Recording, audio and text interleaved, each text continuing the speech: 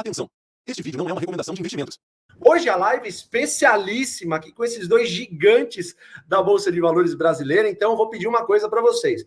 Curtam e compartilhem essa live, essa mensagem aqui que o Dr. Lírio, seu Barsi, tem para passar. É uma mensagem extremamente próspera de que a Bolsa de Valores é para todo mundo e você consegue sim prosperar na Bolsa de Valores, tá bom? Eu queria, se possível, que o senhor fizesse uma breve apresentação aí, contando um pouquinho sobre o seu histórico, como que o senhor começou no mercado, enfim, como que o senhor chegou a ser esse gigante da Bolsa e pelo que o senhor passou ao longo desses anos, né? Porque eu tenho certeza que não foi uma jornada linear, nem sempre é fácil, tem aqueles momentos em que a gente comete erros, enfim. A gente gostaria de ouvir um pouquinho mais do senhor aí, se possível. Bom, minha história, quando você fala com um público assim bastante disperso, tem uns que sabem, outros menos, enfim. Eu vou tentar ser muito breve. Eu comecei, o primeiro investimento eu fiz em 71, sempre contando, ganhei um Fusquinha num concurso, apliquei na Bolsa, a Bolsa estava subindo 150% ao ano, e em 74 o que sobrou foi o dinheiro para um jantar com vinho barato, né? Aí eu fiquei estudando, tal, montei um negócio, uma loja, em 78, e em 85 sobrou uma grana de novo, e eu me lembro, eu sempre dolarizei um pouco a cabeça, até porque tivemos tantos planos, né, que ficam difíceis às vezes ser assimilado o valor. Então coloquei $500 mil de novo, em duas ações de duas empresas que hoje não mais existem, Varig e Sharp. De novo eu apanhei, em 88 eu mudei de atividade do comércio para a indústria, e comecei em 91, quando o Collor assumiu, o mercado de vídeo cresceu muito, porque tinha pouco dinheiro e o pessoal tinha dinheiro para alugar filmes, e deu para ter um dividendo, e coloquei tudo em Eletrobras, e em 3 anos multiplicou por 6, $2 milhões na época viraram 11, quase 12 milhões, e aí teve um crescimento, tive que investir na empresa muito forte para crescer, e em 98 eu voltei ao mercado, e hoje me caiu um artigo muito interessante, né, do Brasil Jornal, escrito pelo Pedro Arbex. Olha o título da matéria: a Berkshire poderia despencar 99% e ainda assim bateria o Standard & Poor's, que é o índice lá americano. Olha só, 99%, não é cair 10%. Aí eu participo de um fundo chamado Geração Elepar, em que começou em setembro de 98, R$1 era uma cota, que por referência também era $1, né? O real e o dólar estavam juntos, né? 1 a 1. O fundo nos últimos meses ele variou entre 130 a 170 a cota. Então eu fiz uma continha rápida aqui, que se a bolsa caísse 90%, eu ainda teria R$1,40, não é? Mais do que eu investi. Então são 24 anos de história em que subiu 14.000%. Claro que não é assim que se faz a conta tem que ser em cima de juro composto, que isso dá uma renda média de mais ou menos 23% ao ano, faça chuva ou faça sol, né? Então, olha só o absurdo, poderia cair 99% e ainda teria mais do que investiu em 24 anos. Então, o que é importante, né, eu não estou aqui querendo ensinar ninguém e tal, mas como estamos falando com investidores ou potenciais investidores, o importante é a consistência no investimento. E lembrar que vai ter anos fantásticos e anos menos, né? Mas se ficar no longo prazo, se para em 1.000%, 5.000%, 15%, o grande guru do mercado acionário, que é o Warren Buffett, falaram isso para ele, e ele, como sempre, bem-humorado, respondeu: é verdade, pode cair 99%, que ainda assim vou ficar no lucro. Mas não é melhor não tentar.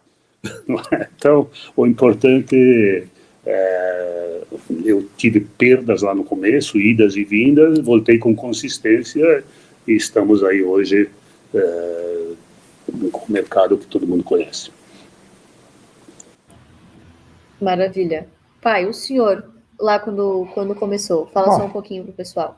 Vamos lá. Eu estou no mercado há um pouco mais de tempo que o meu amigo Lírio, não é isso?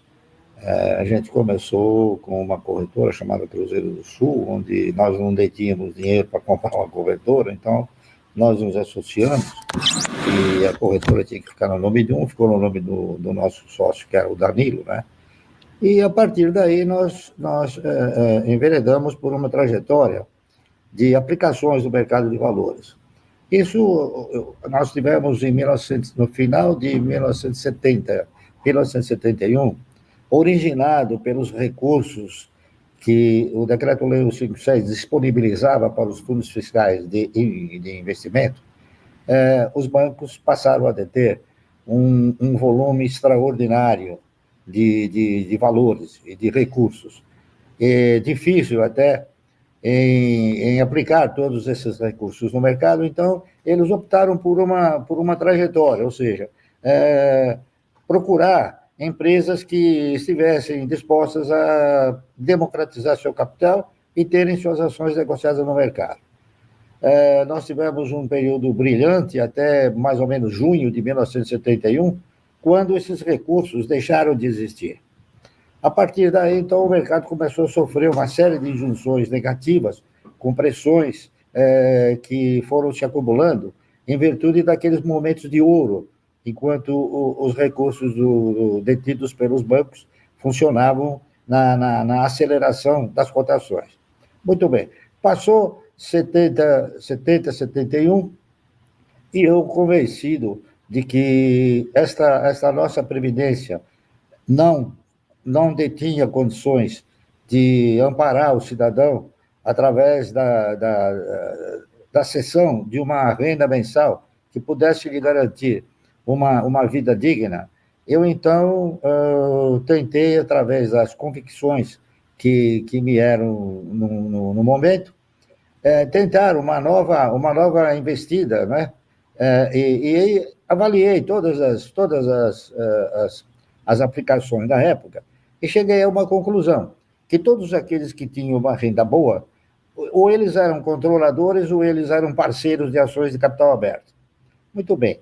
Eu tentei, então, generalizar essa aplicação, interpretando o seguinte: se você fica 30 anos colaborando e contribuindo para o INSS, por que você não pode ficar 30 anos comprando ações?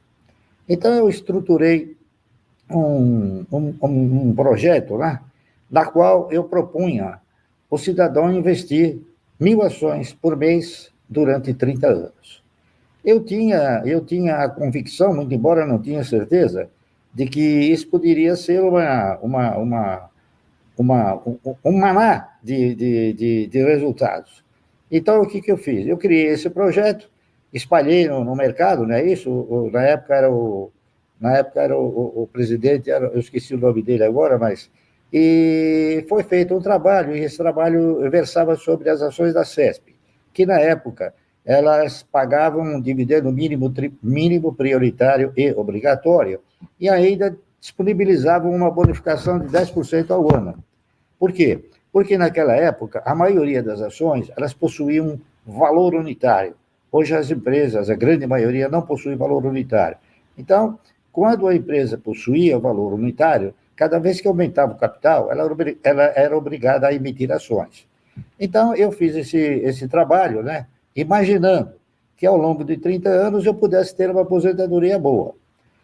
Como era apenas uma perspectiva, eu tinha, sim, alguma convicção que, efetivamente, as ações pudessem me oferecer uma renda mensal digna. Então, eu, como estava lastreado também em ações, eu coloquei o título desse mercado em Ações Garantem o Futuro. Desse estudo, né? Muito bem. Hoje, se eu tivesse que nomear esse trabalho, eu diria o seguinte: ações garantem um ótimo futuro. Está entendendo? Então, minha trajetória foi essa, sempre de investir na razão direta de ser um parceiro do controlador ou da empresa, tá certo? Nunca com a visão de ser o dono, mas sempre como parceiro. E essa essa postura e a regularidade com a qual a gente foi comprando ações, hoje eu acabo tendo aí participações expressivas em grandes empresas e que essas empresas distribuem bons dividendos para os seus controladores e nós que somos os menores também aproveitamos, tá certo?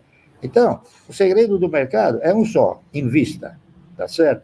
Invista porque você investindo nos projetos de empresa, você está investindo na geração de riqueza, na circulação dessa riqueza e na distribuição dessa riqueza, tá correto? Isso é universal, acontece em todos os países do mundo e aqui no Brasil nós ainda caminhamos, né, para um mercado razoavelmente incipiente, porque a grande maioria que nós temos no mercado hoje, eles não são investidores, eles são especuladores que têm a visão do ganho a curto prazo, não é isso? E, no fim, eles acabam até se conscientizando que essa visão acaba sendo retratada como uma perda a curto prazo, tá entendendo? Então, a minha história é essa, o meu projeto ainda eu continuo fazendo, o que eu fazia em 1971, quando dei início a essa minha participação de parceiro no mercado, eu continuo fazendo até hoje, é claro, com valores diferentes, tá certo? Mas a filosofia não mudou e eu digo o seguinte, eu acredito que nos próximos 200 anos também não vai mudar. Ok? É isso que eu tinha que falar. Perfeito, perfeito. Eu queria fazer uma pergunta para o Dr. Lírio e para o seu Barsi também, eu queria que vocês respondessem, porque assim, a gente tem muita gente que está entrando no mercado agora, né, no mercado de ações, e é incrível como essas pessoas querem buscar aquele atalho, incrível como essas pessoas buscam, sei lá, ações que valorizaram 1000%, não entendem nada do setor, mas compra porque ela simplesmente subiu, ou de repente até criptomoedas.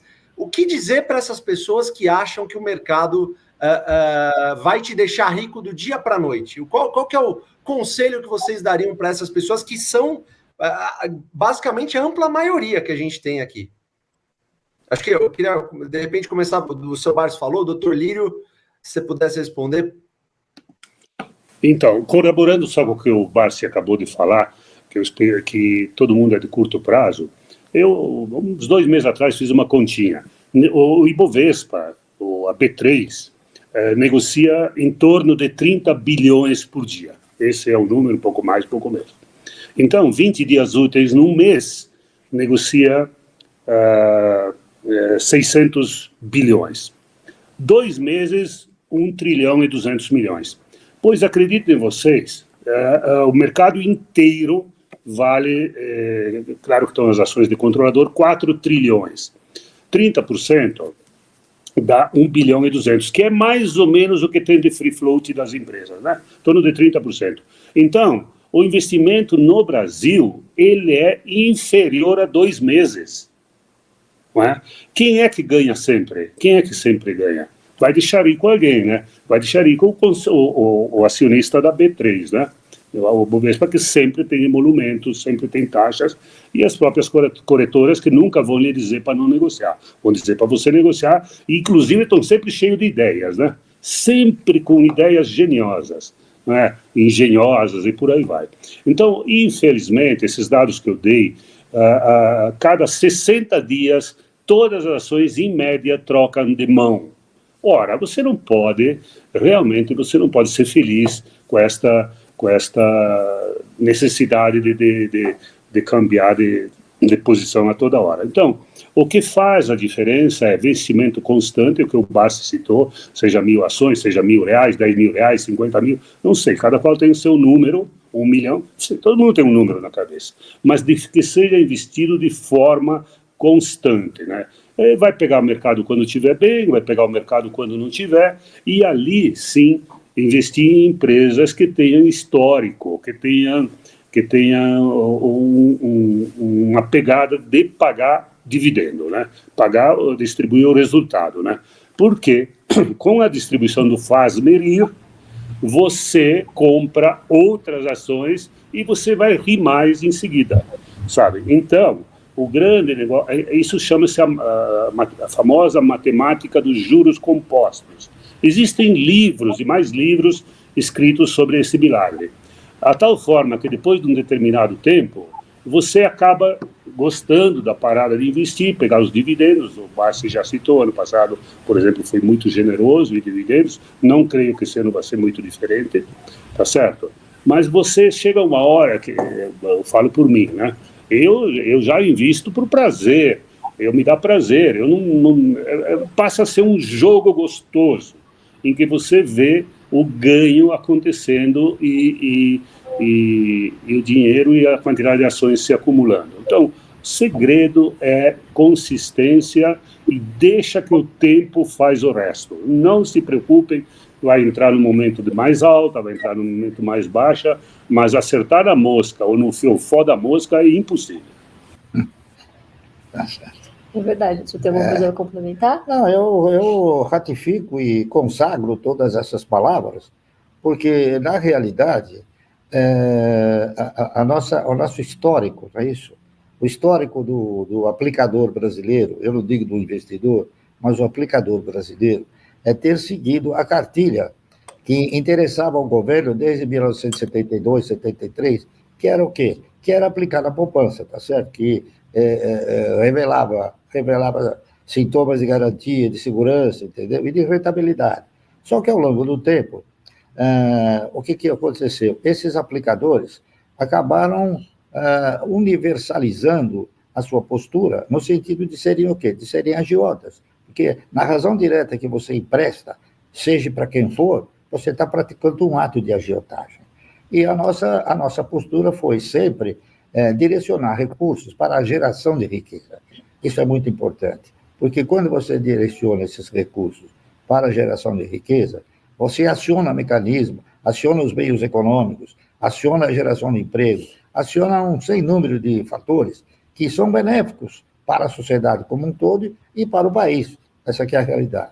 Então, eu até gostaria de complementar o que o Lírio disse, falando o seguinte: há uma diferença brutal entre o ganho auferido por uma aplicação de renda garantida, que nós diríamos de renda fixa, e uma aplicação em renda variável, tá certo? Enquanto que na renda fixa você ofere ganhos em função do valor que você aplicou, na renda variável você ofere dividendos na quantidade possuída, na quantidade de ações. Assim é que, quanto mais ações você tiver de uma empresa que tenha o histórico de pagar dividendos, mais vezes você vai receber os dividendos, tá correto? Então, é muito importante você sempre direcionar os seus recursos para empresas que tenham fundamentos positivos, históricos positivos também, e que estejam, muito importante, em setores de atividade que sejam perenes. Essa perenidade, então, ela geralmente ela se confunde com sustentabilidade. E é difícil uma empresa com perenidade não ser sustentável. Praticamente todas elas são, em maior ou menor grau, distribuindo mais ou menos dividendo, distribuindo na razão direta das suas pretensões de continuar investindo. Eu cito um exemplo clássico no nosso mercado, uma empresa que hoje tem 130 anos, pertence ao mesmo grupo, se chama Klabin, e que continua investindo, né, de forma extremamente agressiva no mercado, procurando desenvolver projetos que venham a aumentar a sua operação, seus resultados e as suas distribuições. Portanto, é importante nós termos conhecimento, através de todos esses fundamentos, como, por quê e quando investir, ok? Mas o importante é que nós façamos o investimento e não utilizemos o instrumento da especulação. A especulação, ela enriquece, que nem o Lírio falou, dois elementos, a bolsa e as corretoras, e empobrece aquele que especula. É isso que eu tinha que falar. É verdade. E olha só que curioso, pessoal. O índice Bovespa tem 53 anos de existência. O Barsi, o Lírio, tem pelo menos 50 anos de mercado. Então, é assertivo dizer que eles já viram absolutamente de tudo acontecer no nosso mercado. E assim, a fé, vamos dizer assim, se manteve inabalável na competência das empresas, no longo prazo, na matemática, né? Mas com certeza tiveram muitos erros aí no meio do caminho, né? Que formaram caráter. É sempre bom aprender na pele, mas é melhor ainda aprender com os erros dos outros. Claro. Então, deixa eu começar com o doutor Lírio. Doutor, qual erro, pode ser uma ação ou um comportamento, qual erro que te fez virar a chave ou que te machucou muito, ou enfim, que te moldou como o investidor que o senhor é hoje? Bom, em primeiro lugar, parabéns ao Barsi, que ele criou um monstro, né? Essa menina aí no mercado é impressionante, com a idade que ela tem, o conhecimento que ela tem, a ponderação que ela tem. Então, parabéns ao Barsi, que criou um monstro sagrado aí no mercado. Obrigada, imagina, obrigada. Mas vamos lá. Muito simples, né? Foi os 2 primeiros investimentos, 2 primeiras vezes que eu entrei na Bolsa, porque fui no Espírito Santo de Orelha, né? Eu estava lá em Brasília na época, 18 anos, o Barsi citou qual era o motivo, o Fundo 157, em que todo mundo podia aplicar 6% do imposto de renda a pagar, destinar em ações, e os bancos ficavam brigando para pegar a entrega de declarações e acabava comprando, o Instituto tinha que obrigatoriamente investir no mercado acionário que estava nascendo, fez com que o mercado explodisse, né? E para em seguida, quando essa festa acabou, o mercado desabou, não é?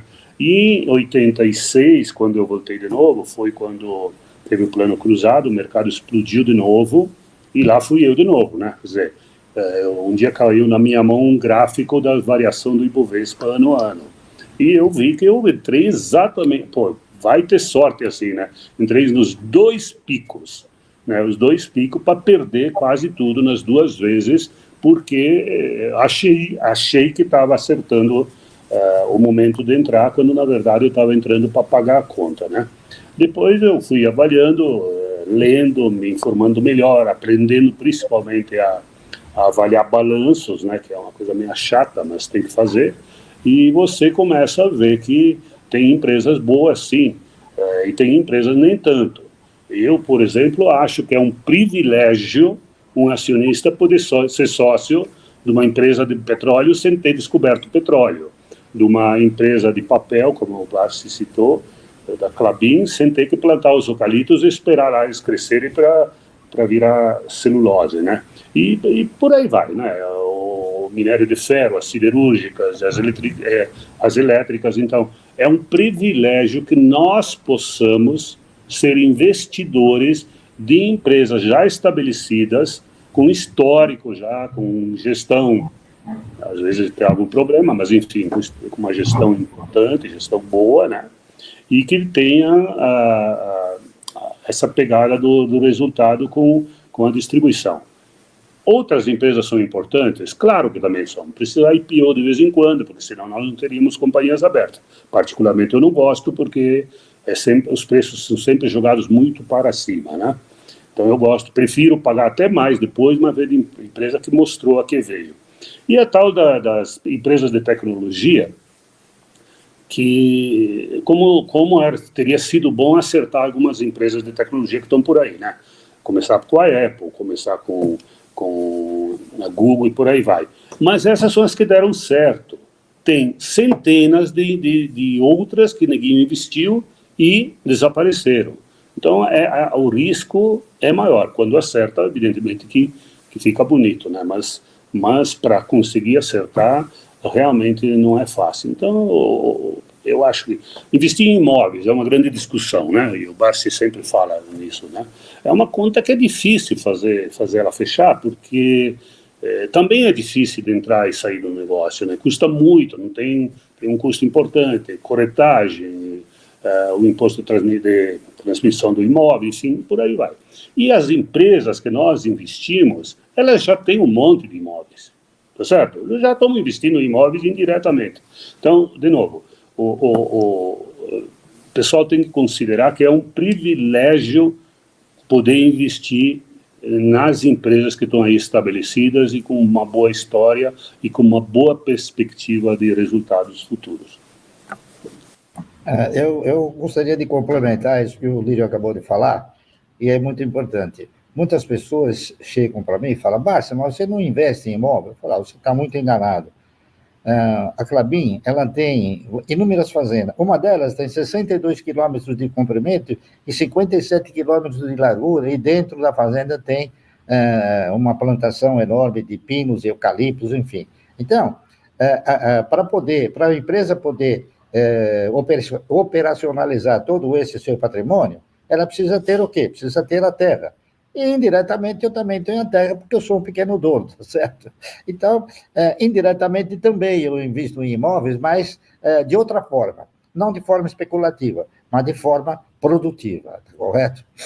Só em complementando aquilo que o doutor Lírio acabou de relatar. E fundos imobiliários também não, né? Também não entram nessa... Não, eu já fiz experiência em tudo. Eu já comprei fundo imobiliário, comprei LCA, comprei previdência privada, nenhum deles te gera resultado. Nenhum deles. Essa é a realidade. Eu falo isso de boca cheia. Não colocou em poupança, né, Barsi? Não colocou em poupança ainda, né? Mas ali que tá. Mas a poupança é pior ainda, né? Porque a poupança, você coloca a mão no dinheiro, o dinheiro na mão do governo, que é um desastre, né? A realidade é essa. Então, eu digo o seguinte: investir em imóveis também é importante para a economia, porque a gente tem o quê? A gente tem uma deficiência de residências, né, muito forte. Esse país aqui cresceu de uma forma exageradamente grande no aspecto natalidade e, lamentavelmente, a economia, através de suas empresas, elas não conseguiram acompanhar esta evolução que a população aumentou, tá certo? Então, nós hoje vivemos um problema muito sério, que é o problema de investimentos aqui no país, e isso geraria emprego, geraria tributos, enfim. E, lamentavelmente, ainda a gente tem aí um caminho a percorrer, no sentido de tentar demonstrar para as autoridades que investir é muito mais interessante do que você emprestar de forma a receber um pequeno juro, uma pequena remuneração, que mal e porcamente, às vezes, corrige o valor da moeda, que, aliás, nunca corrige o valor da moeda, porque entre aquilo que o governo divulga em termos de correção, nós temos, em termos de inflação, no mínimo o dobro, está correto? Então, você nunca terá o seu poder de compra reajustado investindo na renda fixa. É por isso que eu costumo dizer que aqui no Brasil não existe renda fixa, existe perda fixa, está correto? Eu queria aproveitar, já que o senhor está na tela, e depois eu passo para o... Bom, eu vou passar então direto para o doutor Lírio e depois você responde um pouquinho, Barsi, por favor. Doutor Lírio, um tema que acaba sempre aparecendo e principalmente gerando dúvidas em relação às pessoas que começaram a investir ou começaram no mercado recentemente é a questão da diversificação versus a concentração, né? O senhor mesmo estava falando lá no início que em um dado momento lá que o senhor estava começando, o senhor investiu em Varig e Sharp, ou seja, concentrou em 2 empresas, aí depois acabou não dando muito certo, depois o senhor foi concentrar em Eletrobras praticamente todo o patrimônio que tinha naquele momento. O que eu gostaria de entender... eu me lembro também, doutor Parisotto, que o senhor falou uma vez que o senhor não consegue imaginar uma carteira com mais de 12 empresas, uma por mês no máximo, está de bom tamanho. O que o senhor tem a dizer sobre isso? A concentração versus diversificação, principalmente por conta daquelas pessoas que começam no mercado e já querem pulverizar demais. E isso a gente entende que é um dos maiores erros que a pessoa pode cometer. Sensacional a tua pergunta, Felipe. Você me dá a oportunidade aqui de expor exatamente como eu penso. Eu falo em 12 ações porque eu não tenho a personalidade suficiente para investir em uma só. Porque, no final do ano, o que faz a diferença de 10, 12 ações, que eu nunca passei disso, são 2, 3 que carregam o resultado das outras, né? Então, me falta personalidade para escolher uma, não é? Então, na verdade, pouca concentração, né? E para quem está começando, tem 2 formas de investir em ações. Todo mundo sabe, mas sempre é bom lembrar. Ou compra as ações diretamente, ou então vai através de um fundo que tenha taxa de gestão baixa. Olhe a taxa de gestão, porque essa também parafraseando o Barsi, é uma perda certa, né? Cobrar 2,20 é um absurdo, acho um absurdo isso. No máximo, 0,5% de gestão e 10% de performance, e olha lá, tá certo? Mas quando eu acho que todo mundo gostaria de saber as famosas dicas quentes, né? Em primeiro lugar, que não existe dica quente, né? Existe uma perspectiva de negócios, né? Então, um cara que quisesse começar uma carteira própria, sem ser via um fundo, eu sugiro que ele escolha uma empresa ou duas elétricas, que ele escolha uma empresa na siderurgia, uma na petroquímica, eventualmente no petróleo, uma mineradora. Então, essas empresas, né? Vamos lá, nas elétricas, depois o Barsi pode complementar a informação, mas eu sugiro veementemente uma Transmissão Paulista e uma Taesa, né? Que são privadas. Estatal está aparecendo aí uma boa opção também na Copel, eventualmente na CEMIG, né? Nas elétricas. Nas siderúrgicas todas são boas, né? Temos aí a Gerdau, temos em Minas, tem a CSN, eu colocaria junto com siderurgia a Vale, que é mineradora, que é derivado, né? Então, escolhe duas aí, acho que a Vale não poderia ficar fora, não é? Banco, escolhe um banco, um ou dois eventualmente, tem bancos bons aí, sabe, um pouco sempre caros, né? Está sempre meio, como sempre meio promocional o preço do Banco do Brasil, mas tem outros bons também. Então vamos lá, siderurgia, mineração, petroquímica, né? Petroquímica tem infelizmente muito poucas empresas, né? Eu colocaria petróleo e petroquímica no mesmo cesto, né? E ali Petrobras é uma empresa importante, tem lá seus probleminhas de gestão, mas como dizia o velho Rockefeller há mais de 100 anos atrás, continua válido. A melhor empresa do mundo é uma empresa de petróleo, a segunda bem gerida, a segunda é uma empresa de petróleo mal gerida.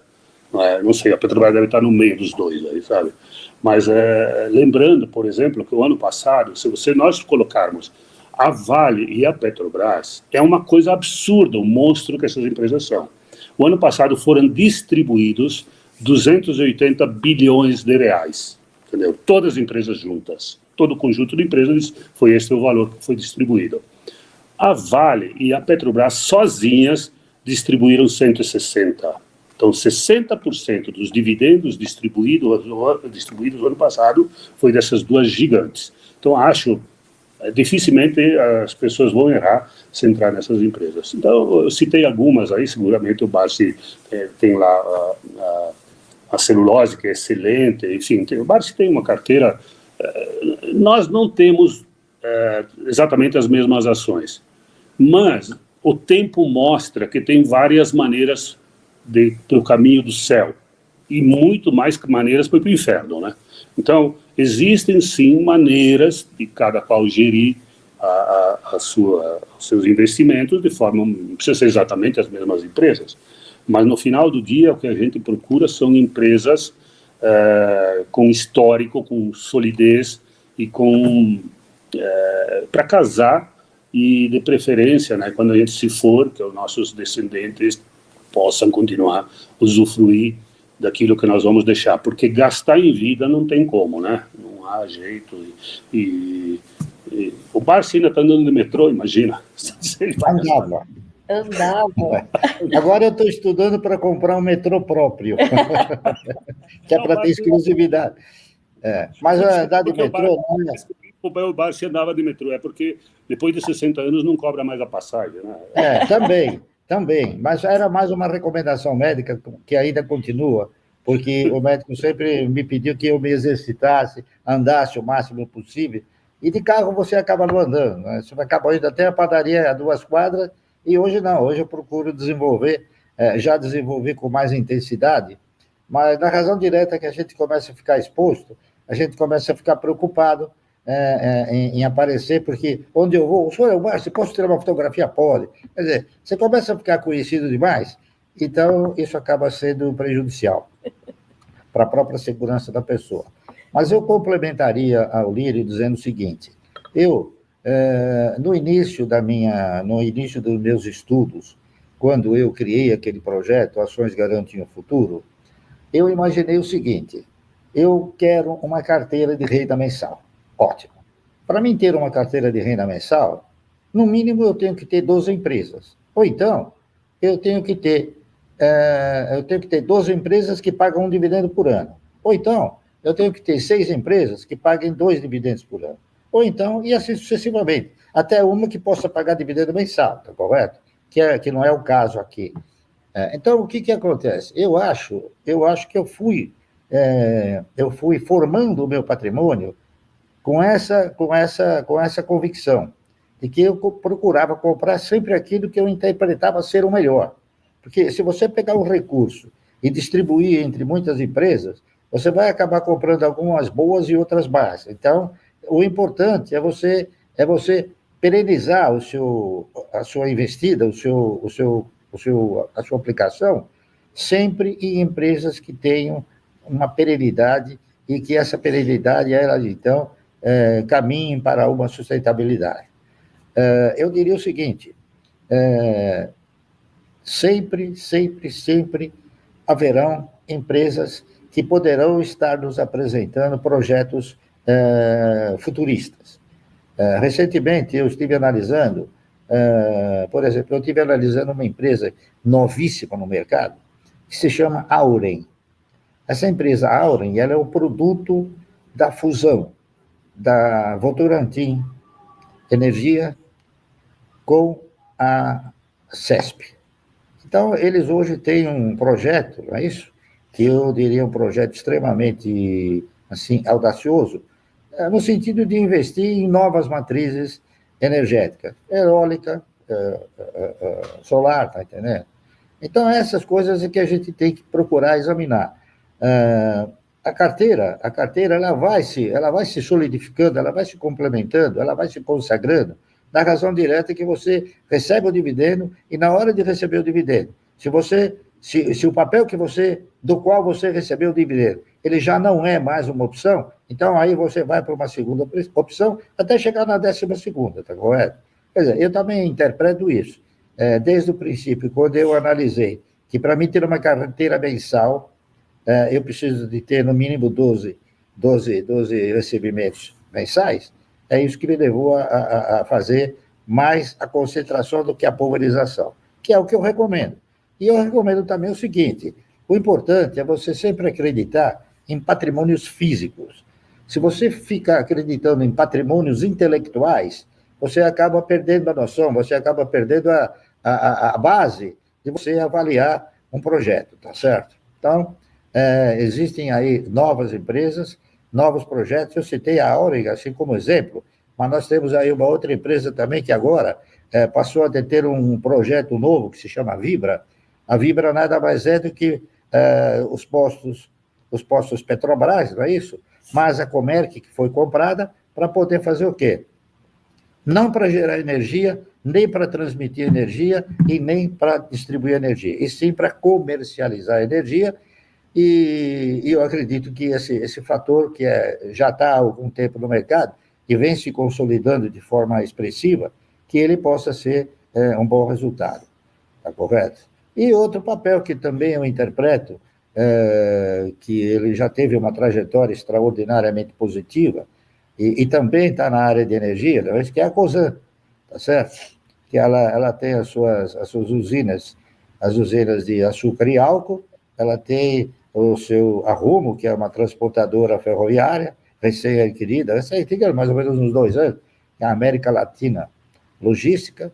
Eles recentemente fizeram uma aquisição. Recentemente não, já faz algum tempo eles compraram o terminal sucro-alcooleiro do Porto de Santos. Então, eles têm o quê? Eles têm a geração do combustível, o transporte do combustível, a distribuição do combustível, que agora eles se uniram através de uma parceria com a Cosan, se uniu com a Shell, não é isso? Então, onde vocês estejam num posto de gasolina, vocês vão ver Cosan. Então, investir nesses empreendimentos, onde a gente deve pensar, eu penso da seguinte maneira: ao invés de eu ter um posto de gasolina, eu prefiro ter uma pequena participação de 8 mil postos, tá certo? Que é o que tem mais ou menos a Petrobras. E é o que tem mais ou menos a Shell também, tá correto? Então, a gente procura examinar à luz dessas avaliações, que são fundamentos extraordinariamente positivos, tá certo? Essa é a minha mensagem que eu encaminho a vocês. E eu já de cara estou falando, não para você comprar o que eu estou falando, eu estou falando o que eu estou comprando, tá entendendo? Eu nunca falo compre, não, eu falo, eu estou comprando. Se você achar que a minha trajetória, a minha postura é de efetuar compras positivas, então vamos junto, tá correto? Seu Barsi, doutor Lírio, eu queria fazer uma pergunta para vocês, assim, no seguinte tema. As pessoas, elas estão, principalmente as que estão começando no mercado, né? Elas ficam desesperadas quando elas ouvem que o dividendo vai ser tributado, né? De alguma forma, porque vira e mexe esse assunto para no Congresso, né? A minha pergunta, bem, assim, sendo bem direto, vocês vão mudar a forma de investir se os dividendos forem tributados? Não. Eu não vou modificar minha forma de investir, porque os dividendos já foram tributados em determinada época. E chegou-se à conclusão que aquilo que o governo oferia em termos de benefício, em termos de tributos, era muito mais prejudicial do que o dividendo representava para o desempenho da empresa e o desempenho da própria economia. Eu tenho a sensação que os parlamentares, claro, estão avaliando isso, tá certo? Você precisa oferecer para um empresário a possibilidade dele ter o quê? Dele ter custos competitivos no país. Se você tem uma estrutura tributária muito perversa, tá certo? Se você ainda vai tributar outras coisas mais, infelizmente, nós não vamos ter investidores aqui. Então, os investidores vão para países que possam oferecer condições melhores para que eles possam evoluir nas suas indústrias, enfim. Você veja o exemplo da Coreia do Sul, que evoluiu de uma forma extraordinariamente positiva e rápida, não é isso? Por quê? Porque foram oferecidos elementos que gerassem a perspectiva do cidadão ter o quê? Ter custos competitivos e poder competir na esfera internacional. Então, eu não me abalaria se o dividendo fosse tributado, porque nós já tivemos essa tributação e ela foi considerada inócua, quer dizer. E eu acredito que talvez aqueles que examinarem o histórico da tributação de dividendos provavelmente vão chegar a essa conclusão.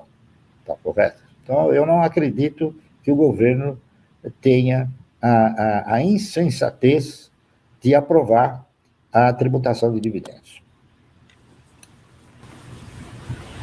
Assunto, para falar pouco, controverso, né? Difícil fazer passar uma reforma, e esta do dividendo particularmente foi muito mal vendida. Aliás, esse governo que está ali até hoje não privatizou absolutamente nada, está aí ralando para privatizar a Eletrobras e não está conseguindo, não é? Então, da forma inicial que foi apresentado, era uma extorsão. O dividendo, acho que pode ser tributado na pessoa física sem problema nenhum, não é? Porque o discurso era que a tributação das companhias hoje, que está na faixa de 35%, ia reduzir para 18%, 20%, e o dividendo seria tributado em 15%. Então, de tal forma que a diminuição da tributação na empresa ia ser compensada pela tributação do dividendo, não é? Então, essa era a coisa. O que eu não acho equivocado, não acho até que a maioria dos países tributam sim o dividendo, é verdade, mas também os países não tributam 35% as empresas da forma que é tributado aqui. Fora isso, é o seguinte, acho que tributo tem que recair sobre quem tem capacidade de pagar. Está muito longe, né, há uma deformação sobre os salários da maneira que são tributados. Hoje, eu não tenho exatamente certeza, mas acima de 3 mil, qualquer coisa assim, já paga imposto de renda. Ora, se isso é maneira de tributar, eu não sei. Isso é uma maldade que se faz com os trabalhadores do país. não tem que diminuir muito a tributação sobre os salários. E tem que tributar, sim, quem tem poder aquisitivo de tributação. Eu, por exemplo, defendo que a herança tem que ter uma tributação maior, não é? Hoje a herança chega... aliás, só os estados que metem a mão no dinheiro das heranças, né? Que vai de 2% a 8%. Ora, isso pelo amor de Deus, né? Deveria ter uma escala progressiva, evidentemente, que até um determinado valor não teria tributação, e ali, conforme o patrimônio fosse crescendo, fosse tributado, porque os países ricos fazem isso, tá certo? E tirar a tributação do assalariado e de alimentos básicos. Aí, esse discurso aqui merece 2 lives e a gente não esgota, né? Mas, especificamente sobre dividendo, eu não sou contra, não, desde que as empresas sejam aliviadas nesse equivalente, né?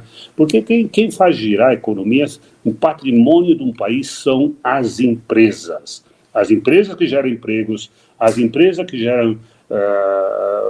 fabricam os produtos, os serviços, as empresas que se inserem na comunidade que elas estão, as empresas que nos dão a oportunidade de nós sermos sócios, tá certo? O grande patrimônio de um país chama-se as empresas.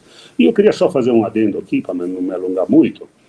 Nós estamos no Brasil, não é? A gente não consegue fugir do país. Por mais que a gente tente pescar uma empresa melhor aqui e outra ali, mas nós estamos num contexto país em que a maré é sempre contrária.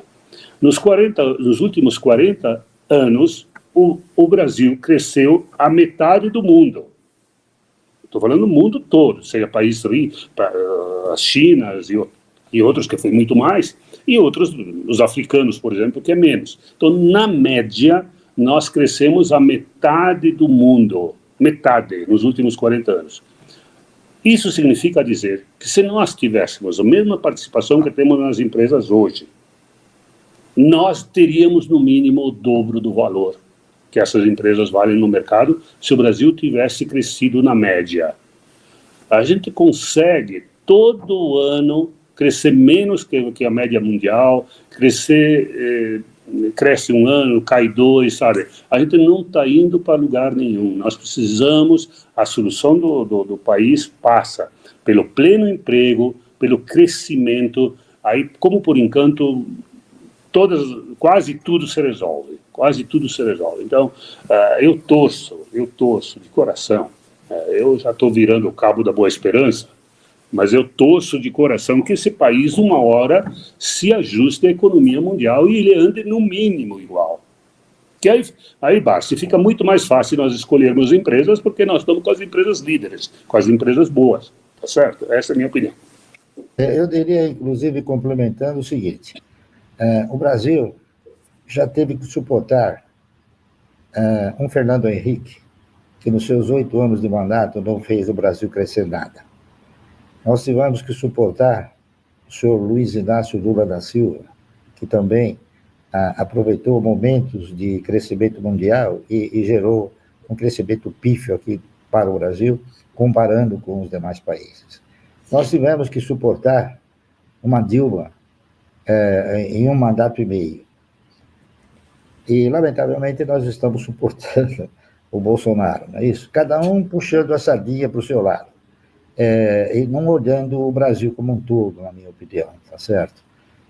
Eu espero que nosso país venha a ter um pouco mais de sorte na questão de escolher os seus líderes, para que esses líderes possam, sim, conduzir a nossa economia de forma tal que ela possa ser benéfica a todos, àqueles que ganham bem e àqueles que ganham menos, certo? Os menos favorecidos, eles têm que ter um amparo social, na minha opinião, e o governo, de uma certa forma, tem feito isso, mas não, na minha opinião, com a intenção de produzir esse amparo popular, e sim na vertente de exercitar uma estrutura populista, na qual, no próximo mandato, ele possa ser eleito por aqueles onde ele colocou um litro de leite, um grão de arroz, um feijão na boquinha dele, entendeu? Eu acho que essa postura política de populismo tem que terminar no nosso país, e nós temos que encarar as coisas de forma tal que os nossos governantes encarem o Brasil, que, com todas as suas potencialidades, ainda nós somos um país. O presidente dos Estados Unidos agora equivocadamente disse que nós éramos um país do terceiro mundo, né? E eu acabo concordando com ele, não porque eu deseje que isso aconteça, mas que, infelizmente, os nossos políticos eles não olham para essa circunstância. A sociedade como um todo, acredito eu, tem que ter condições de vivência, mas não digo ostentatória, mas pelo menos para que ele possa se manter de forma mínima possível, né? E, lamentavelmente, a nossa estrutura previdenciária ela não tem essa estrutura, esse poderio. Por quê? Porque há uma desigualdade muito forte na distribuição de renda desse país. Lamentavelmente, quando o governo tem que acionar mecanismos no sentido de reajustar os menos favorecidos, o reajuste é pífio, é inexistente, tá certo? Quando se reajusta o salário mínimo, que atende a uma população carente e muito superior, o reajuste é 3, 4%. Quando se reajusta o salário de políticos, de pessoas do judiciário, é 40%, 50%. Então, ao longo do tempo, essa desigualdade ela foi se acentuando. E hoje nós temos aí os próprios políticos dizendo o seguinte: esse país é um país que não tem uma distribuição de renda equânime e positiva. Mas são eles que fazem essa distribuição de renda ser desigual, tá certo? Então, a minha torcida é para que nós não tenhamos mais um Fernando Henrique, um Lula, uma Dilma, ou eventualmente um Bolsonaro, tá certo? Verdade. E vou além também. A gente está falando aqui só de presidente, mas a gente tem que saber votar bem também nos nossos deputados, claro. nos nossos senadores, né? Claro, o legislativo também é muito importante, né? Então, enfim, é um aprendizado que aparentemente nos últimos 20 anos a gente ainda não absorveu, mas a gente ainda tem muita fé. Eu diria, complementando o que eu falei, o seguinte: nós já fomos um país onde a indústria era brilhante, tá certo? Hoje, a indústria já não ostenta mais a mesma posição. Então, nós somos um país gerador de quê? Gerador de grãos, tá certo? Nós exportamos minério, grãos e alguns produtinhos aí, como açúcar, café, entendeu? Então, nós éramos um país essencialmente industrial e acidentalmente agrícola. Hoje nós somos um país essencialmente agrícola e acidentalmente industrial. É isso, completando a informação do Barsi, o PIB na década de 70, o Brasil crescia a 10% ao ano, crescia um crescimento chinês, não é? E o que aconteceu? A indústria tinha 30%, 35% do PIB, né? Hoje a indústria está em míseros 11%, 12%. A indústria praticamente desapareceu. Tanto assim, e não temos muita eu desafio a vocês mandarem uma foto aqui para nós onde tem uma fábrica sendo construída. Não existe fábrica sendo construída no país, existem muitas sim fechando, o que é uma pena, né? E nenhum país pode pular a indústria. A Inglaterra foi, no mundo moderno, a primeira potência industrial, batendo um bolão com a Alemanha aí, tá certo? Na Primeira Guerra, tanto na Segunda Guerra, foi a Inglaterra que aguentou a Alemanha, pela sua potência industrial que ela tinha, tá certo? Aí entrou os Estados Unidos, que tiveram a oportunidade de ir lá, desenvolver suas armas e mostrar o poderio. Aí veio a industrialização dos Estados Unidos, seguido da industrialização do Japão, seguido da industrialização da Coreia, seguido da industrialização da China e as mini-Chinas que existem hoje. Então, vocês observem que nem todos os países, antes de virar país de serviço, como está virando o nosso, eles tiveram uma indústria forte para eles virarem primeiro mundo. Todos, sem exceção.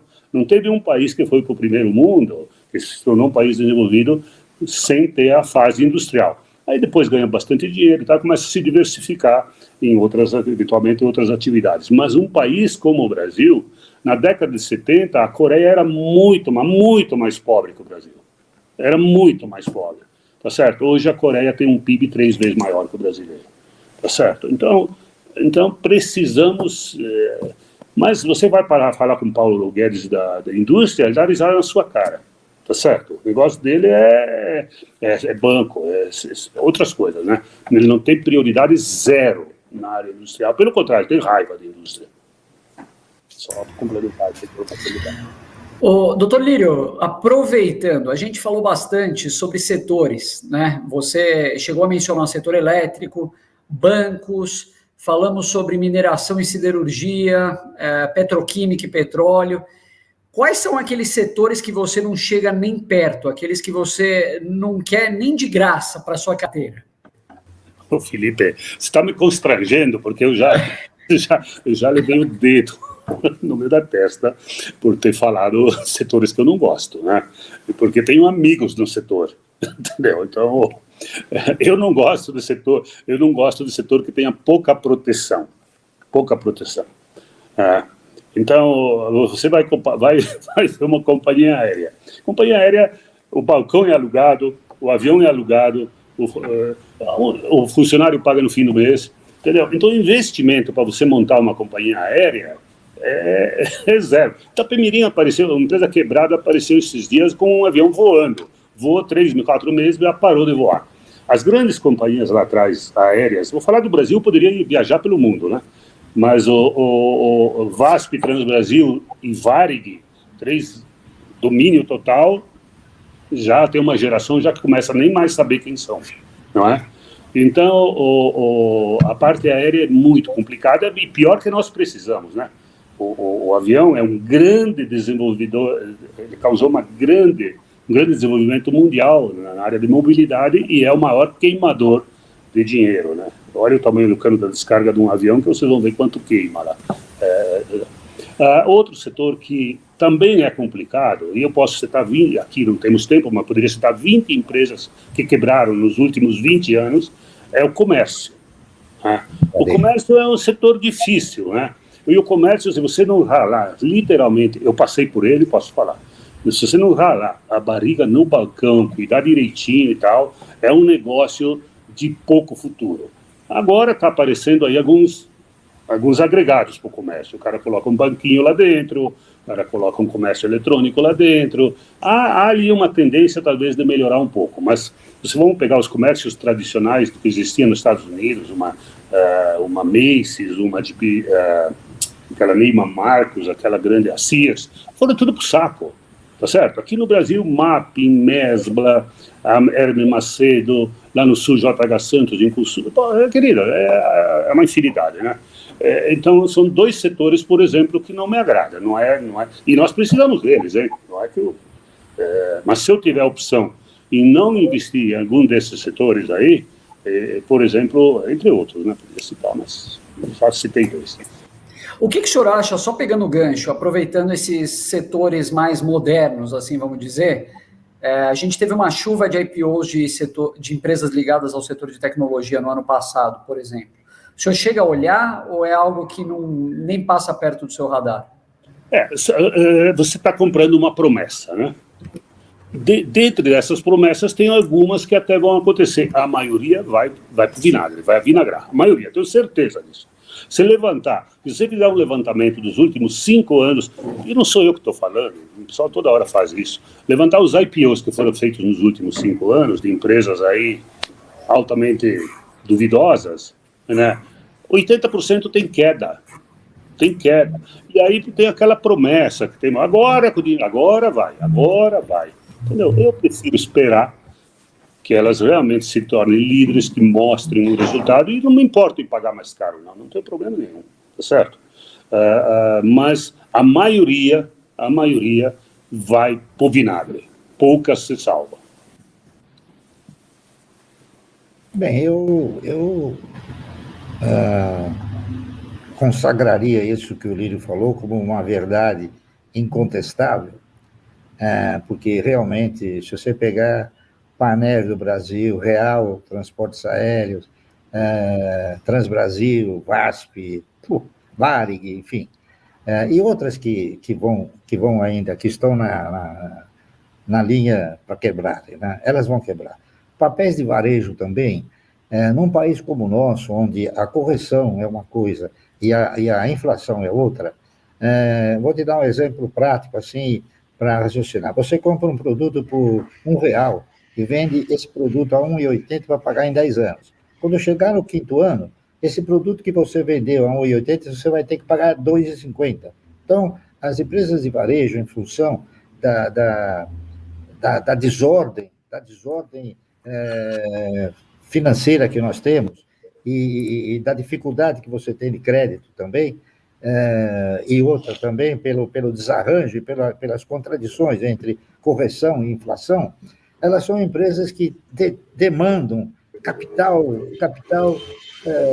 intensivo, tá entendendo? E chega uma hora que não tem mais capital para ela. Eu conheci o doutor Gers Aronso, né? E ele me ensinou muita coisa de como não aplicar no setor de varejo. O setor de aviação também é outro que eu também concordo com o Lírio. O cidadão que é administrador de uma empresa de aviação, ele não administra nada, tá certo? É tudo na base do leasing, na base então, não há um patrimônio físico. Eu gosto de adquirir ações de empresas que tenham um patrimônio físico dela, e não de empresas que tenham um patrimônio cultural, ou então um patrimônio tecnológico, tá entendendo? Essa que é a realidade. Então, eu diria o seguinte, a minha predileção é para comprar ações de empresas que eu julgo serem perenes e que você paga sem consumir. Por exemplo, se você investir numa empresa do setor de energia elétrica, você vai ter o quê? Você vai ter um momento na sua vida que você vai sair de férias. Então, você desliga tudo. Quando você chegar, a conta de luz está lá. Então, você está pagando uma coisa que você não consome. Outra coisa que também tem assim, uma semelhança muito forte com a questão de você pagar sem consumir é o seguro, por exemplo. O seguro é pior ainda, né? Porque o seguro, quando você faz um seguro, você reza para que não aconteça o sinistro, não é isso? Então, é outra coisa que você paga sem consumir.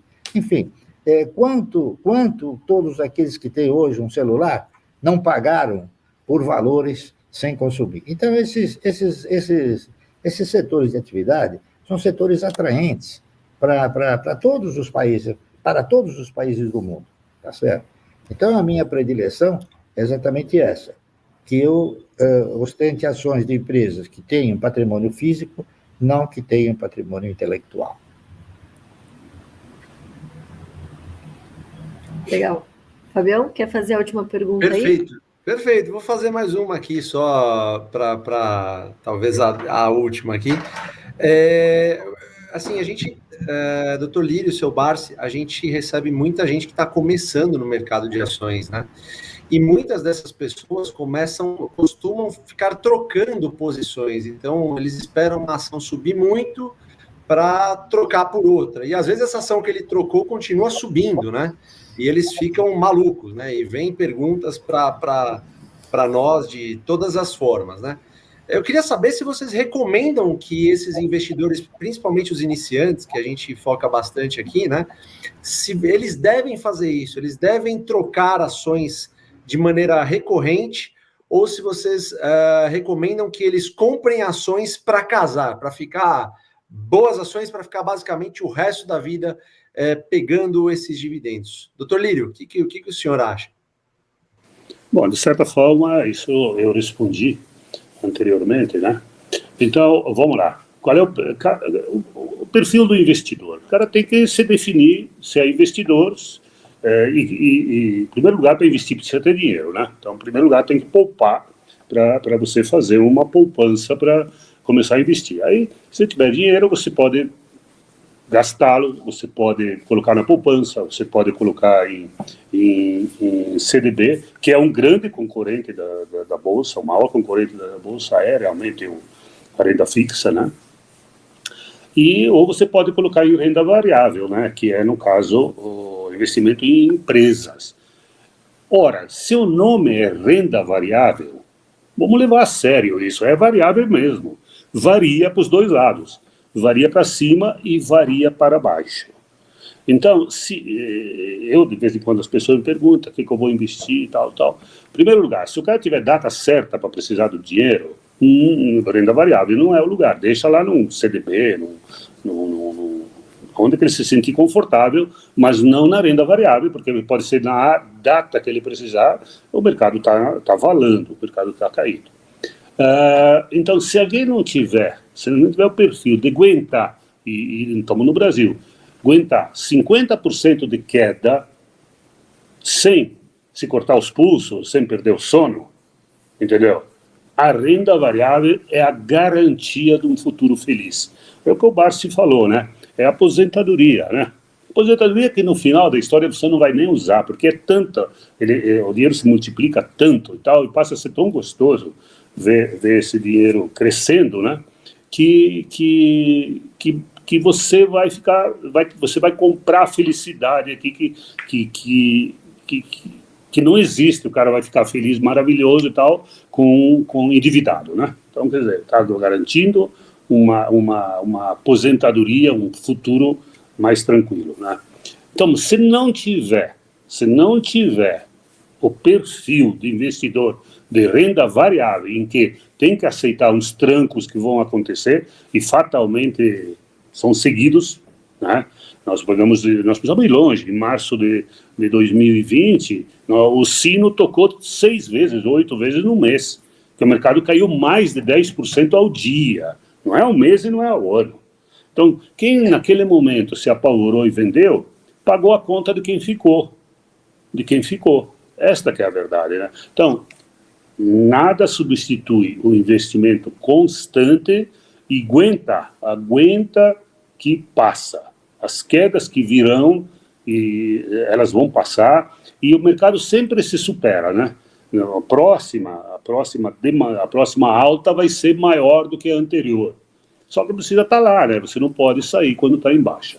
Então, primeira coisa, não saia em baixa. Segunda coisa, invista esperando que vai ter emoção. Tanto você não ficou rico porque o mercado subiu 5% num dia, e também você não ficou pobre porque o mercado caiu 10%. Porque se você não comprou e não vendeu, você está lá, né? O mercado volta. Então, sangue frio. Não aguenta os trancos que o futuro prova. Isso todos os grandes investidores do mundo, isso não é no Brasil, isso não vamos ser exceção, eles são de investimento constante e aguentam o tranco. Essa é a minha mensagem para a turma que vai entrar, eventualmente ver 100 mil reais virar 60, virar 80 e tal, e ficar louco. Não fica, não. Aliás, se tiver mais uns truquinhos lá, põe que você vai comprar um produto em promoção. Essa é a minha maneira de pensar. Eu complementaria esse relato que o Lírio acabou de dizer, falando o seguinte: eu não tenho ações de renda variável, eu tenho ações de renda fixa. As minhas ações, que elas inicialmente eram de renda variável, se tornaram ações de renda fixa. Por quê? Porque quando você entra no mercado focando o investimento e focando a elaboração de um portfólio que seja um portfólio previdenciário, se você almeja ter uma renda mensal, por que você vai vender a ação? Você contrapõe, então, ao teu foco inicial.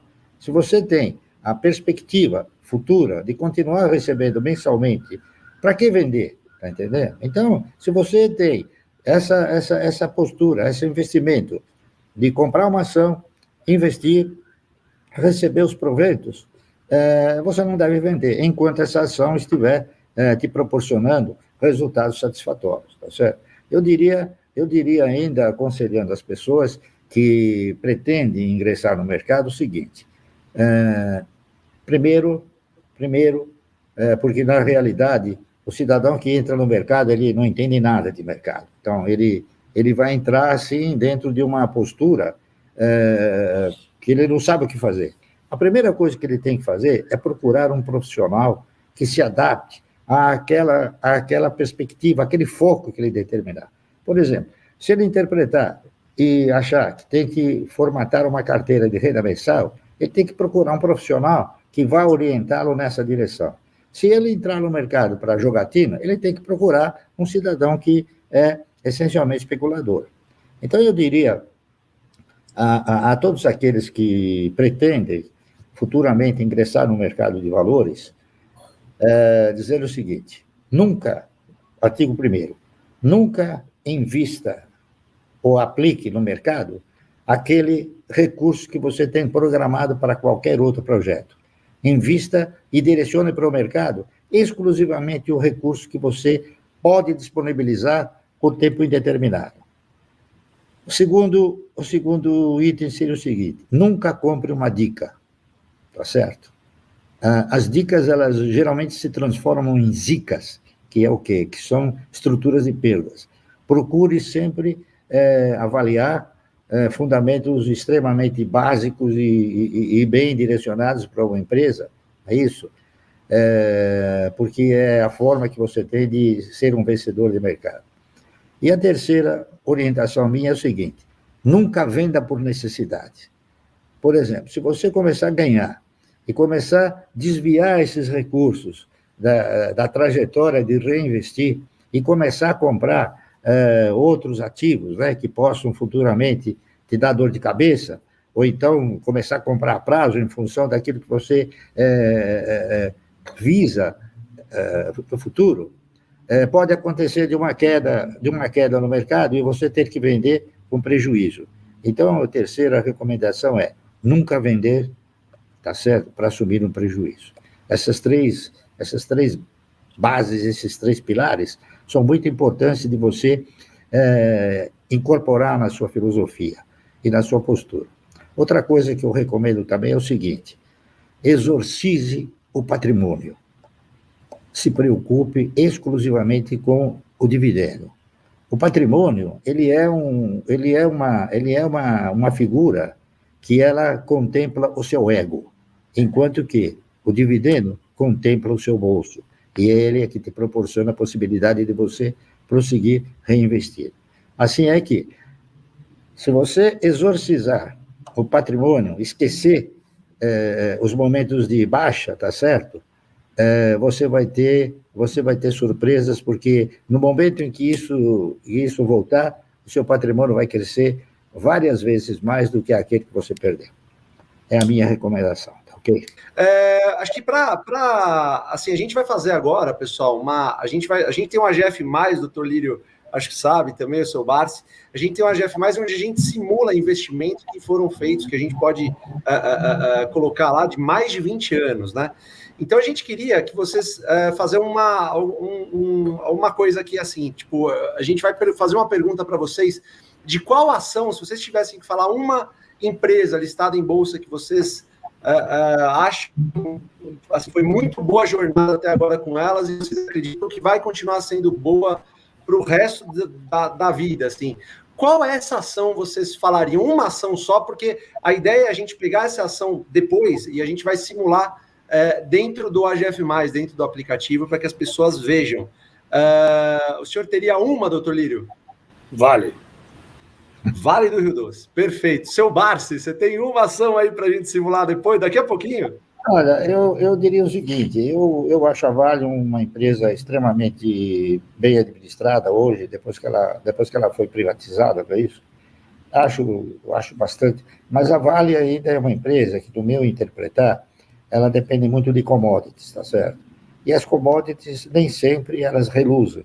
Às vezes elas perdem brilho, porquanto os países que importam, principalmente o minério, eles acabam tendo problemas econômicos, problemas sociais, como é o caso da China, não é isso?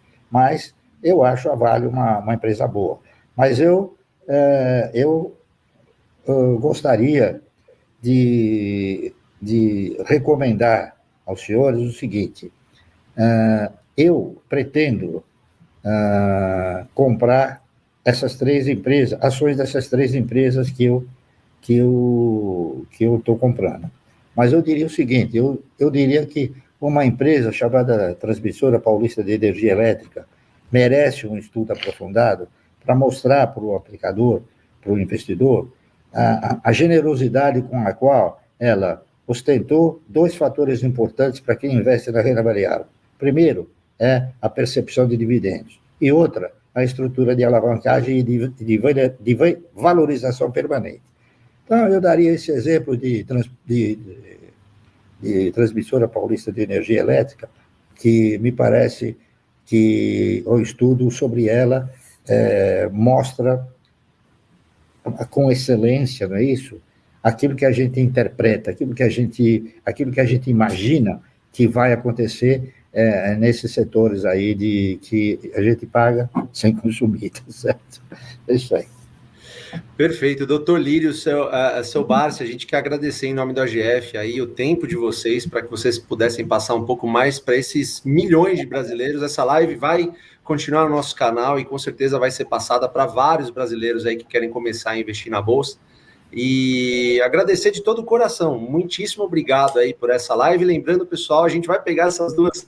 a live continua, tá? A gente vai pegar essas duas ações e a gente vai simular um pouquinho mais para frente, mas queria agradecer e queria que vocês deixassem as considerações finais, doutor Lírio, seu Barsi, para os investidores. Qual mensagem que vocês querem deixar para essas mais de 6 mil pessoas ao vivo e para as mais de 100 mil pessoas aí que vão acabar vendo com o passar do tempo? Doutor Lírio?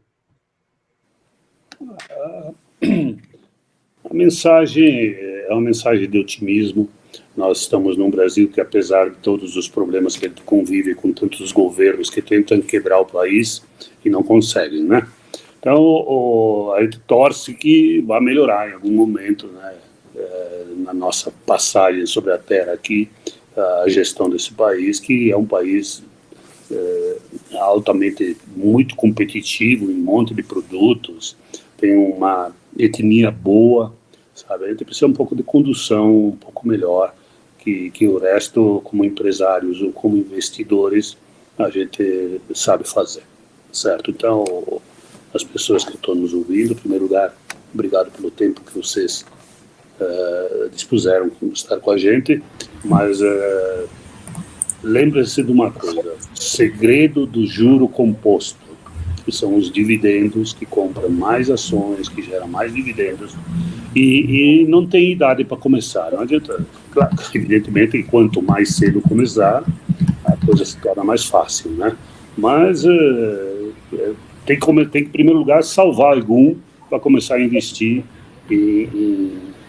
vou trocar o nome, viu, Barsi? Você sugeriu em renda fixa, né? Renda fixa, dividendo, sim. Agora, no resto varia um pouco, mas elas têm que aproveitar as flutuações para não perder as oportunidades, não perder o que eu falo das promoções. Quando o mercado fizer uma promoção, você agarre sem medo, sem medo, sem medo. Perfeito. Eu complementaria esta postura e o relato do Dr. Lírio dizendo o seguinte: eu não conheço ninguém que ficou rico investindo em fundos. Eu não conheço ninguém que no mercado se alavancou e procurou desenvolver uma performance através de derivativos. Eu não conheço ninguém que se alavancou de uma forma inadequada, tá certo? Todos aqueles que eu conheço e que são ricos, eles exercitaram a mesma trajetória que o Dr. Lírio e eu exercitamos. Nós encaramos o mercado como um instrumento de investimento que necessita de atenção mais especial em relação aos aplicadores desse país. Vejo uma coisa que eu continuo brigando bastante para que esse povo brasileiro entenda.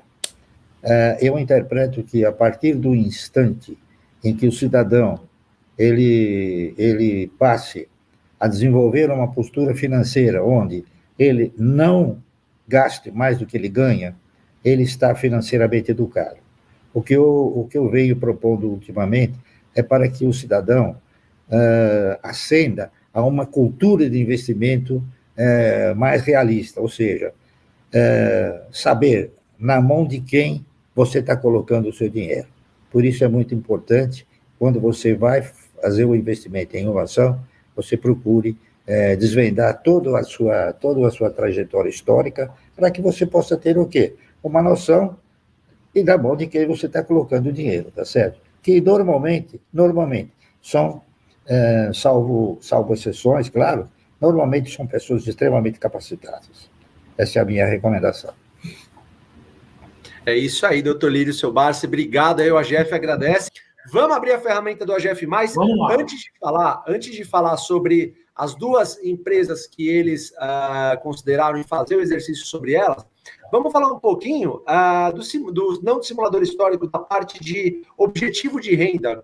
O Barsi e o Lírio falaram, né, a respeito de você construir ter um objetivo, né? Separar algum no final do mês, o doutor Lírio até usou essa palavra, para começar a investir, que nunca é tarde para você começar. Então vamos começar por aí, já antes de falar as duas ações? Né? É assim, cara, beleza, mas como que eu faço para obter uma renda, né? Como é que eu faço para saber quanto eu preciso aportar para obter uma renda para então eu conseguir aposentar?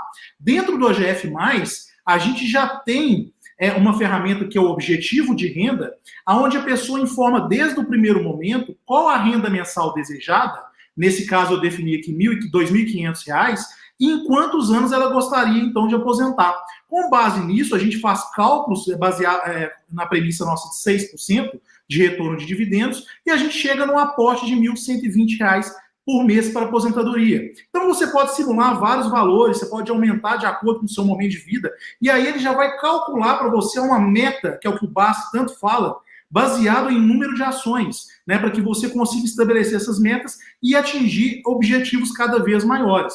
Uma vez definida essa meta, você consegue já fazer uma simulação. E se a gente pegar a simulação, vamos pegar a primeira aqui do Lírio, que falou da Vale 3, né? Vamos pegar essa premissa que a gente precisa de R$ 1.120 por mês para aportar, para a gente ver quando a gente conseguiria aposentar, né, com base nessas premissas aqui, investindo então em Vale 3. Né? Então a gente entrou aqui no simulador histórico. Gê, né? deixa eu te interromper, desculpa, pessoal, é o seguinte, por que a gente está falando isso? Algumas pessoas falaram, mas a plataforma é só para quem já tem ações. Não.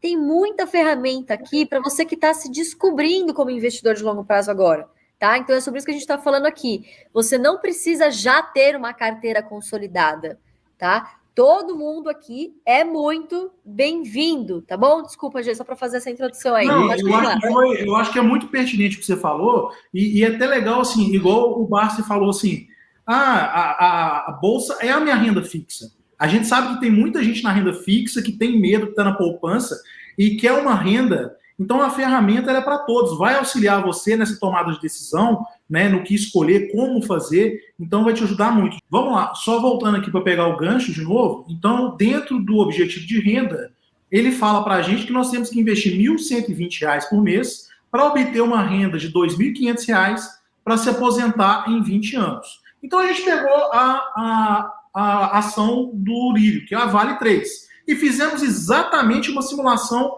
de acordo com o objetivo de renda. R$ 1.120 de janeiro de 2000 até abril de 2022. 22 anos aí, um pouquinho mais. Olha só que interessante. Você investindo R$ 1.120 por mês, você chegou hoje, isso na data de hoje, com um patrimônio acumulado de R$ 4.130.000. Isso aí eu acho que é o que o Lírio falou. Cara, é tanto dinheiro que chega uma hora que você já não sabe o que faz e tal, e pode ficar tranquilo que você vai chegar lá. Então aqui a gente vê uma simulação com base em dados reais, né, de como foi a aplicação da estratégia reinvestindo os dividendos, né, todos os meses junto com o nosso aporte de R$ 1.120. Então, olha só, eu tive um desembolso nesse período de R$ 301.000, né, recebi de dividendos nesse período R$ 1.410.000, o que dá um custo de aquisição de R$ 1.711.000. Multiplicando com o número de ações compradas no período e pela cotação atual de bolsa, vai chegar nesses 4 milhões. E olha que legal graficamente ver isso aqui ao longo dos anos, né? Você começa devagarzinho aqui, né, o seu patrimônio, né, devagarzinho até que ele explode aqui em cima, né? Você vê também os proventos acumulados. Deixa eu tirar aqui algumas coisas para ficar até mais claras as linhas. né? Mas você vê aqui o provento, que ele vai devagarzinho, você pensa que não vai dar em nada, você é testado durante vários anos, igual o Lírio falou e o Barça também, né? E de repente a coisa começa a andar e vai explodindo, né? E aqui embaixo a gente também tem, no gráfico, qual foi na barra verde os proventos anuais que a gente recebeu, né? E a média. E aí que eu gosto de brincar é isso aqui, ó. Vamos ver a média de provento mensal. Em que momento a gente conseguiu atingir aquela renda de R$ 2.500 que a gente estava programando com os aportes de 1.120? Vamos ver? Se a gente começa aqui em 2000, ó, cara, eu recebi R$ 74 por mês, né? Dá vontade de chorar, o cara quase desiste. Depois, em 2001, 190, 157 em 2002, 342, o cara fala, não vai dar, eu já estou aqui vários anos. Chegou no quarto ano, né, 465, no quinto, 719, e vai. Ó. E aí o negócio vai testando o cara durante vários anos. Até que a gente chega aqui, ó. Gê, peraí. Em que ano que ele atinge break-even? Quer dizer, em que ano que ele recebe exatamente de dividendo? Não, em que ano que ele atinge os 1.100 e tararã? Que é o mesmo que ele aporta, é o mesmo que ele recebe em dividendo. Que ano que é isso? Em 2008, ele atinge o valor por mês o que ele aporta. Ele recebeu, em média, em 2008, ou seja, após 8 anos, R$ 1.331, sendo que ele aporta 1.120.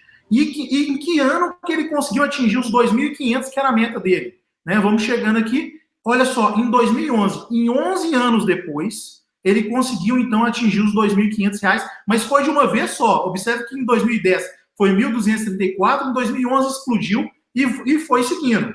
Né? Então, o que acontece? A pessoa, em 11 anos, atingiu essa meta, sendo que ele tinha estipulado lá atrás, no objetivo de renda, 20 anos. Né? Ou seja, praticamente metade do tempo a pessoa conseguiu atingir o objetivo dela fazendo o investimento aqui em Vale 3. Né? E, Jean, você passou rapidinho por uma informação ali que está um pouquinho mais para cima na tabela, mas a Vale, ela teve desdobramentos também, né? Então, o que isso quer dizer? Que a pessoa acabou tendo mais ações em carteira e acaba agindo aquele fator psicológico do desdobramento, né? Uma ação que é desdobrada, ela passa a ter um preço menor, uma cotação menor, mas ela acaba tendendo, geralmente, a voltar a patamares superiores. Então, você está ganhando duplamente aí, tanto no dividendo reinvestido, quanto no patrimônio que foi subindo. Nossa, peraí, deixa aí. Olha só que interessante esse resultado que aparece. Né?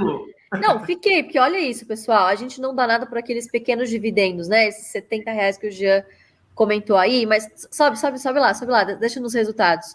Olha que legal, ao longo desses 20 anos, vocês desembolsaram de 1.000 em 1.000, né? De grão em grão, R$301 mil. O resto foi provento acumulado e reinvestido. É aquilo que a gente sempre fala para vocês. Mesmo se vocês não investem para dividendos, praticamente, se vocês replicarem esse estudo para qualquer bolsa importante no mundo, metade da sua rentabilidade, mesmo se você tiver num fundo passivo, vai ser proveniente de reinvestimento de dividendos. Para quem não sabe, obviamente, o fundo ele reinveste automaticamente, né? Ele não distribui para os seus cotistas. Então, metade da rentabilidade dos índices são provenientes do juro composto aí dos reinvestimentos. Continua aí, por gentileza. E assim, anota esses números, ó, que a gente falou. Em 11 anos, com essa simulação de Vale 3, nós atingimos o objetivo. Em 8 anos, a gente atingiu o valor do aporte, certo? E olha que nós estamos falando aqui de uma empresa que é muito cíclica, né, no pagamento de dividendo. Né? Vamos ver agora a sugestão do Barsi, que foi Transmissão Paulista. Qual foi o resultado com a mesmíssima simulação? Olha que interessante. A Transmissão Paulista, seguindo as mesmas premissas, ela atingiu, nesse dia de hoje, quase 6 milhões de reais de patrimônio. Né? Nós tivemos um custo aqui, de um desembolso de 301.280 reais, tá? Sendo que a gente teve de proventos acumulados, ou seja, de distribuição de proventos, né, de renda, 2.600.000, o que dá um custo de aquisição de 2,9 milhões. O que dá, então, com a cotação atual vezes o número de ações, 5,9 milhões de reais. E como é que foi, então, a evolução desse caso aqui exatamente com a mesma comparação de proventos mensais. Jean, desculpa, só veja o número de ações. A gente sempre fala para o pessoal focar em número de ações. Ó, dá uma olhadinha em quantas ações vocês teriam juntado. 220, quase 226 mil ações. Né? Perfeito. Então, descendo aqui, ó, pegando a mesma simulação, né, dos dividendos médios mensais em cada um dos anos, de novo, começando em 2000 desanimado, R$ 28,00 de média. Né? Depois, 83, no 494, depois 692, caiu, 400. Em 2005, a gente já conseguiu aqui, em 5 anos, a gente já conseguiu atingir o valor do aporte. Ou seja, mais rápido que a Vale. E em qual momento a gente conseguiu, então, atingir a meta do objetivo definido de 2.500 por mês? Vamos ver, ó. Olha só, em 2007, com 7 anos, em pré-crise, hein, pessoal? 2007 e 2008, o cara já recebeu R$ 6.500 de média de dividendos no ano, tá? E só para o pessoal ficar mais animado aí, né? Ó, olha, em 2021, qual foi a média de dividendo do cara que aportou R$ 1.120 por mês após 21 anos? R$ 68.000 de média mensal, sendo que o cara tinha definido um objetivo de 2.500. Igualzinho o INSS. Parecido. Igualzinho o INSS. É exatamente isso aí, pessoal. Pegou mais, Jean, do Lírio e do Barsi? Eu acho que o mais importante dos dois é o comportamento. Eu acho que isso aí é o que faz a diferença na bolsa. 90% da bolsa, ou até mais, vai ser sempre comportamento. Se o cara ficar quieto, e a gente está vendo isso na simulação, né, dificilmente ele vai perder dinheiro. O problema é que é o cara se ater numa estratégia, né, pelo excesso de informação, toda hora fala, agora é criptomoeda, daqui a pouco é avestruz master e não sei o quê. E o cara fica louco com o tanto de coisa que tem, né?